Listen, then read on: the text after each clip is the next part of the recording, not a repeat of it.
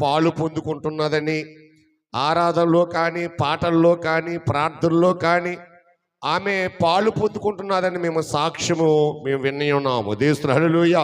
కనుక దయచేసి ప్రార్థన పూర్వకముగా ఏ బిడ్డ అయితే మన ప్రయాణము చేసి వెళుతూ ఉంటామో మనకు కావలసిన చక్కని బిడ్డను దేవుడే సమకూరుస్తూ ఉంటాడు. అది ఊరిలో కావచ్చు, ఊరు బయట కావచ్చు, ఎక్కడికో కావచ్చు. కానీ ఏదైనప్పటికీ మన ప్రార్థన పూర్వకముగా దైవజనుడు చెప్పిన వాక్య ప్రకారంగా మనం జీవించినప్పుడు మన జీవితాలకి ఆశీర్వాదాలు దేవుడు సమకూరుస్తూ ఉంటాడు. దేవుని హల్లెలూయా.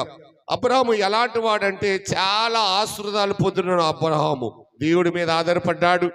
దేవుడి ఆధారము, దేవుడి ఆశ్రయము, దేవుడే నాకు దిక్కు, దేవుడు నా కుమారుడికి చక్కని యొక్క కుమార్తె దొరుకుతుందని తన ఎలియాజరుని ఏర్పాటు చేసుకుని 318 మంది యొక్క పని మనుషుల్లో ఈయన ఎలియాజరు చాలా ప్రార్థన పరుడు, నమ్మకమైన వాడు, చాలా నమ్మకమైన వాడు.